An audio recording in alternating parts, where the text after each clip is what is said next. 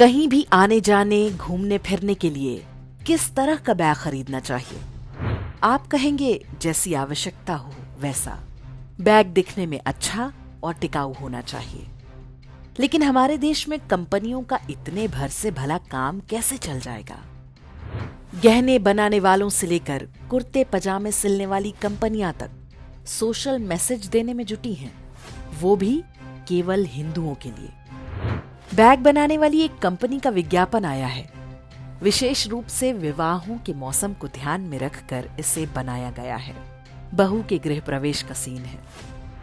बहू दादी जी के पांव छूती है, आशीर्वाद मिलता है, खुश रहो, इस विक्रम को भी खुश रखना। बहू रानी के चेहरे पर पीड़ा तैर जाती है।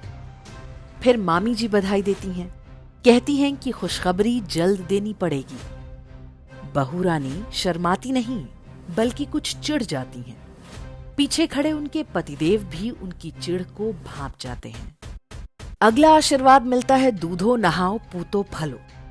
अब तो बहू रानी का चेहरा पूरी तरह उतर जाता है।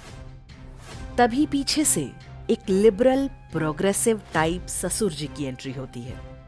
कहते हैं इस सब के लिए तो जिंदगी पड़ी है, अभी घूमो फिरो ऐश करो। इतना सुनकर बहू रानी का चेहरा खिल उठता है। वो भावुक होकर ससुर जी के गले लग जाती हैं। अगले सीन में 3 अटैचियां तैयार हैं। बहू रानी घूमने फिरने और ऐश करने के लिए तैयार हैं। बरसों से हमारे घरों में बुजुर्ग यही आशीर्वाद देते रहे हैं, दूधो नहाओ पूतो फलो, तुम्हारे जीवन में सारी खुशियां आए। दूधो नहाओ का अर्थ ये नहीं है कि साबुन पानी छोड़कर दूध से नहाओ। और ये कब से हो गया कि संतान का आशीर्वाद भी बुरा लगने लगा? यदि संतान ही नहीं चाहिए तो विवाह की संस्था में प्रवेश ही क्यों किया? चलिए मान लिया कि नहीं चाहिए, लेकिन घर की कोई बुजुर्ग महिला यदि ये आशा करती है तो क्या इतना बुरा लग जाना चाहिए कि गृह प्रवेश के दिन ही मुंह बन जाए? वो भी ऐसा कि सीधे अमुक कंपनी की अटैची देखकर ही बत्ती सी बाहर आए।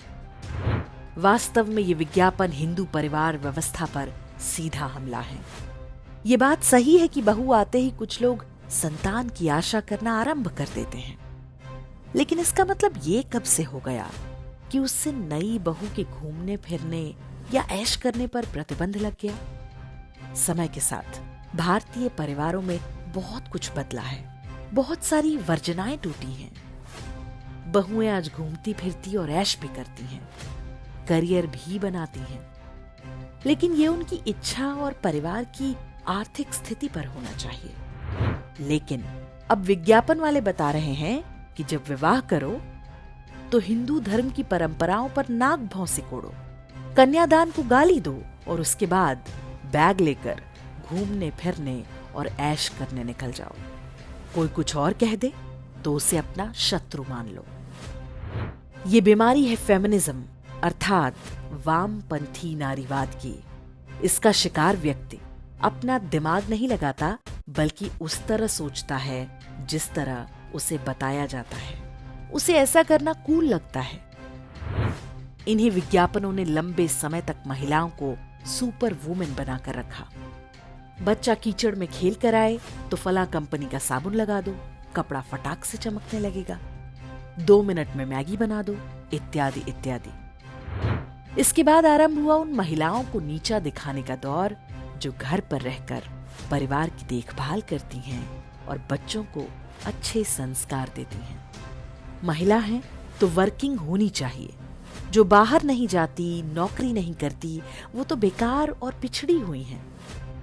महिलाएं काम पर जाएं, अपनी और परिवार की आर्थिक आवश्यकताओं को पूरा करें, इसमें कोई बुराई नहीं। लेकिन विज्ञापनों ने कब नौकरी करने को फैशन बना दिया पता ही नहीं चला। अब अटैची वाले का ये नया खेल आरंभ हुआ है। शादी तो मौज मस्ती के लिए है।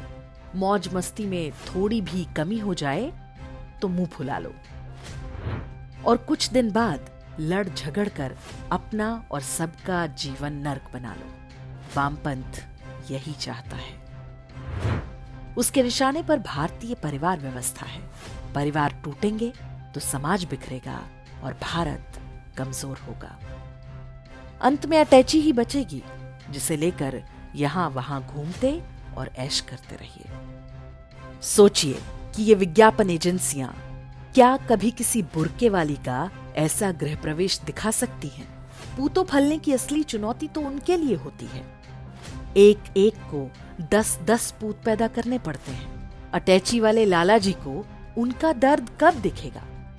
हिंदू समाज तो बहुत पहले से 1 या 2 बच्चों तक सीमित हो चुका है। हिंदुओं को ही सोशल मैसेज देने की इस बीमारी का एक ही उपचार है।